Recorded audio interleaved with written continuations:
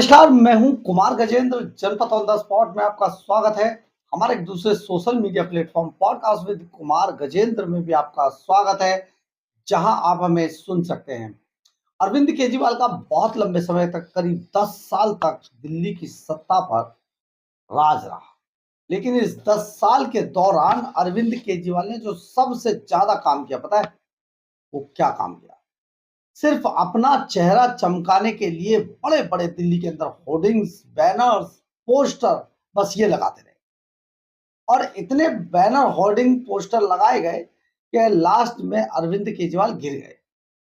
लेकिन अब यही hoarding, banner, poster Arvind Kejriwal की गले की फांस बनते जा रहे हैं। दरअसल है क्या? अरविंद केजरीवाल की मुश्किलें अब लगातार बढ़ती जा रही हैं। केजरीवाल के खिलाफ दिल्ली पुलिस ने एक और मामला दर्ज किया है। इस मामले को दर्ज करने के बाद अरविंद केजरीवाल बुरी तरीके से मुश्किलों में घिर गए हैं और केजरीवाल को समझ नहीं आ रहा कि करे तो आखिर करे क्या। दरअसल अरविंद केजरीवाल के पाप हैं ही इतने। दिल्ली के अंदर जगह जगह पर पूरी दिल्ली का चप्पा चप्पा अरविंद केजरीवाल के पापों की गवाही दे रहा है।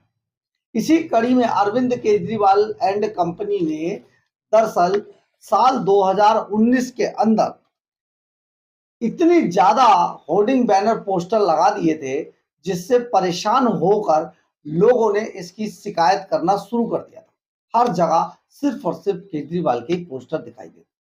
दरअसल द्वारका इलाके में अरविंद केजरीवाल के बड़े बड़े पोस्टर लगाए गए थे और उस टाइम मटियाला से विधायक गुलाब सिंह, जो तत्कालीन विधायक थे, गुलाब सिंह और द्वारका ए की वार्ड एक वार्ड की द्वारका ए वार्ड की पार्षद नीतिका सिंह, इन दोनों ने बड़े बड़े पोस्टर लगाए थे। इन होर्डिंग्स में साफ दिखाया गया था, कहीं करतारपुर साहिब जाने के लिए केजरीवाल को चमकाया जा रहा था, कहीं गड्ढे नाली भरने पर केजरीवाल को चमकाया जा रहा था, कहीं पर आप समझिए कि सड़क क्या से क्या बना देंगे, फ्लाईओवर बना देंगे। ये इस तरीके के सिर्फ चेहरे चमकाने के बड़े बड़े होर्डिंग्स लगाए गए थे। इसी बात से परेशान होकर जो पब्लिक के पैसा था उसको जिस तरीके से उड़ाया जा रहा था केजरीवाल एंड कंपनी द्वारा, तो एक वहां के सोशल वर्कर शिव कुमार जी, इन शिव कुमार सक्सेना ने अरविंद केजरीवाल एंड कंपनी की शिकायत की थी द्वारका कोर्ट।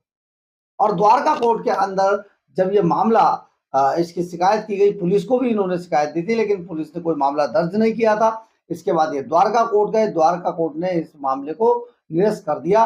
लेकिन बाद में इस मामले को लेकर शिव कुमार राउज एवेन्यू कोर्ट आए और राउज एवेन्यू कोर्ट आने के बाद पुलिस ने एक एफआईआर दर्ज की थी और कहा था कि अब ये इसमें जो है कुछ मामला बनता नहीं। लेकिन हड़काने के बाद अब जब पुलिस ने अपनी स्टेटस रिपोर्ट दाखिल करने के लिए, आज जब पुलिस पहुंची राउज एवेन्यू कोर्ट, तो पुलिस ने कोर्ट को यह जानकारी दी कि प्रॉपर्टी डिफेसमेंट एक्ट के तहत अरविंद केजरीवाल के ऊपर एफआईआर दर्ज कर ली गई है।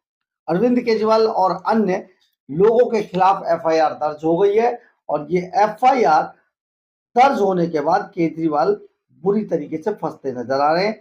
इससे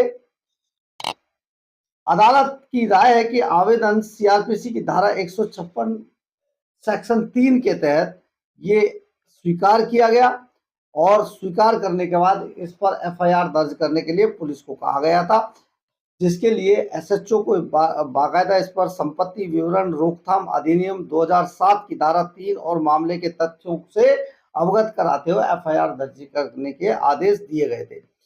इससे हुआ क्या कि अरविंद केजरीवाल के खिलाफ एक नई एफआईआर दर्ज हो गई कि ये जिस तरीके से पब्लिक के पैसे को लुटा रहे थे और पब्लिक की प्रॉपर्टी को ये लगातार नुकसान पहुंचा रहे थे, उसके लिए अरविंद केजरीवाल के खिलाफ एफआईआर दर्ज की जानी चाहिए।